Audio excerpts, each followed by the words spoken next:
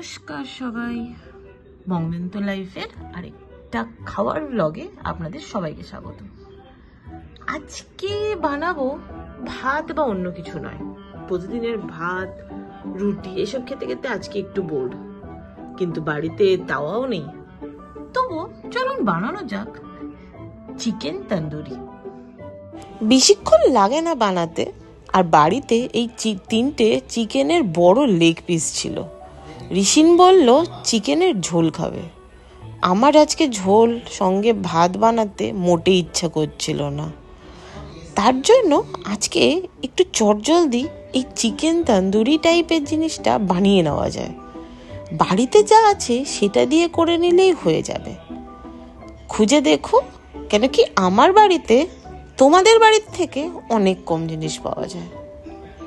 তো প্রথমে এই চিকেনটাকে একটু এরকম করে কেটে নিলে সুবিধা হয়, মশলাটা একটু ঢোকাতে সুবিধা হবে, আর আরেকটা সুবিধা হয় তাড়াতাড়ি হয়ে যাবে।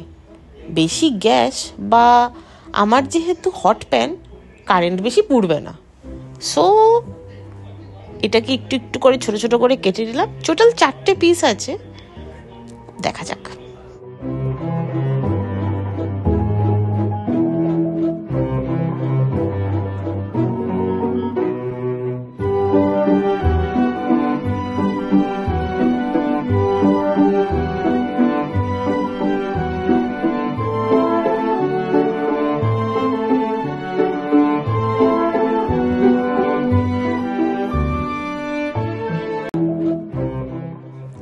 আরেকটা বাটিতে একটু বেশি করেই বাটার, মানে তোমার ওই 100 গ্রাম দিয়ে দিলেই হয়ে যাবে।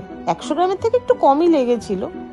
তার মধ্যে হলুদ, নুন আর একটু লেবু দিয়ে ভালো করে একটুখানি ফেটিয়ে নিলে একটু সুবিধা হবে, যে তোমার চিকেনের মধ্যে এই মশলাটা ঢুকে যাবে। এর মধ্যে তুমি তোমাদের ইচ্ছে মতো আরো আলাদা মশলা দিতে পারো, কিন্তু আমি যেহেতু চটজলদি আর খুব কম জিনিসে করছি, তার জন্য আমি এই জিনিসটাকেই প্রেফার করি। তোমরা আরো গোলমরিচ বা আরো তন্দুরি টাইপের মশলা অ্যাড করতে পারো।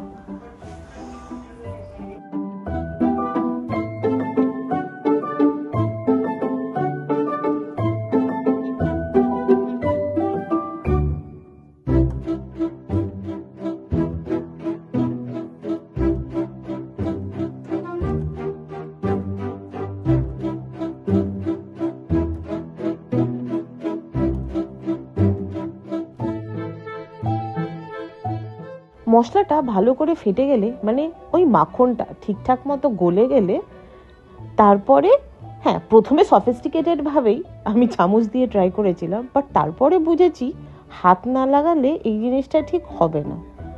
তাই প্রথমে চামচ দিয়ে একটুখানি ভালো করে মাখিয়ে নিচ্ছিলাম, এই যে পরে আবার ঠিক হাত লেগেই যাবে।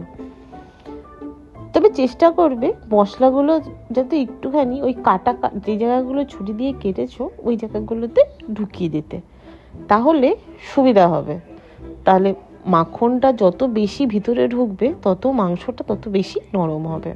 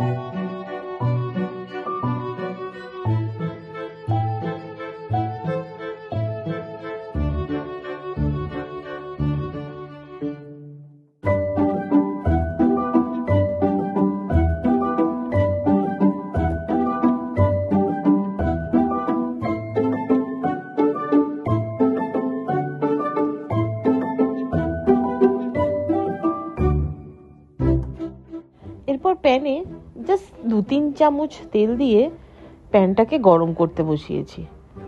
তবে বেশিক্ষণ নয়, তোমার 1-2 মিনিট জাস্ট ছ্যাঁকে গরম হলেই হয়ে যাবে। বেশি তেল দিলাম না, কারণ অলরেডি অনেকখানি বাটার ওই চিকেনটাতে গেছে। এবার তাওয়াটাকে একটু গরম হয়ে যাওয়ার পরেই আমি এবার একে একে চিকেনটা দিয়ে দেবো। ও, আরেকটা কথা বলা হয়নি, চিকেনের ম্যারিনেশন দেখে মাঝখানে ঋষি এসে বলল ঝাল নাকি মোটে হবে না, তাই ওপর থেকে একটুখানি কাশ্মীরি লঙ্কা গুঁড়ো দিয়ে দিয়েছি যাতে একটু ঝালটা লাগে। আর হ্যাঁ, অল্প একটু গোলমরিচও দিয়েছিলাম। ঋষিনের আবার ঝাল খেতে হেব্বি লাগে, আর আমি একদমই ঝাল খাই না, তাই একটুখানি কাশ্মীরি লঙ্কা গুঁড়ো ওপর দিয়ে মিশিয়ে দিয়েছি যাতে দেখতে একটু লাল লাল হয়। ব্যাস, ঋষিন তাতেই খুশি, আমার আর বেশি কিছু করতে হয়নি। এবার তেলটা ওই যে একটু ছ্যাঁকে গরম হলেই তার মধ্যেই চিকেনগুলো একটা একটা করে দিয়ে দাও। টেম্পারেচারটা কমেই রাখো, নয়তো খুব তাড়াতাড়ি ওপরটা পুড়ে যাবে আর ভেতরটা হবে না, তাই কমেই রেখেছিলাম, রেখে আস্তে আস্তে হতে দিয়েছি।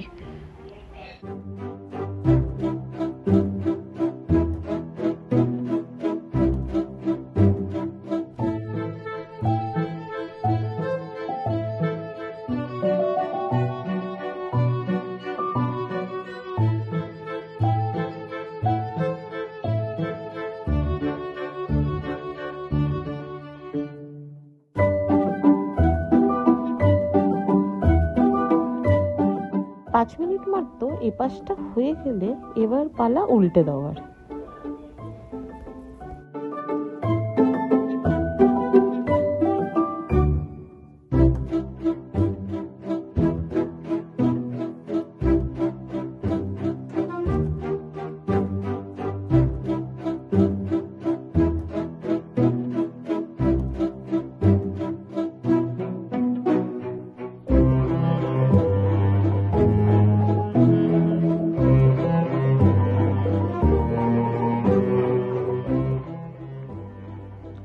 এবার প্লেটে যেটুকুনি বাকি মশলা ছিল সেটা এই পাশটায় দিয়ে দিলাম। বেটার হয় যে এরপরে একটুখানি একটা কিছু ঢাকা দিয়ে রেখে দিলে জিনিসটা অল্প আছে বেশ হতে থাকবে, তাহলে ওপরটাও একটু ক্রাঞ্চি পোড়া পোড়া হবে আর ভিতরটাও ভালো করে সেদ্ধ হয়ে যাবে। তবে হ্যাঁ, মাঝখানে 2-3 বার আরো উল্টে পাল্টে দিয়েছিলাম দেখে বোঝার জন্য যে জিনিসটা কতক্ষণে রেডি হচ্ছে। আমার এটা বানাতে 20 মিনিট মতো লেগেছিল, তবে পুরোটাই আঁচের মধ্যে বসিয়ে রাখা আর ঢেকে রান্না করা, ব্যাস।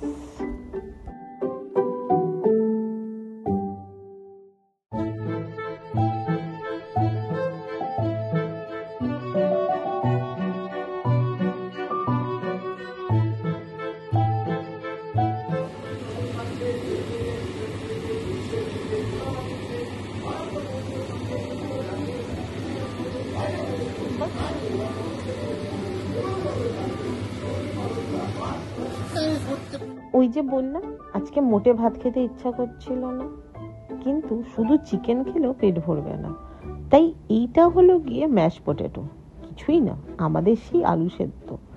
একটুখানি আলুটাকে বেশি করে সেদ্ধ করে তার মধ্যে নুন আর একটুখানি বাটার দিয়ে ভালো করে মেখে নেওয়া। আর এটাকে একটু প্লেটিং করার ইচ্ছা হয়েছিল বলে তলাটাকে একটুখানি বেস মতো করে বানিয়ে নিচ্ছি। এরপরে পালা চিকেনের দেওয়ার।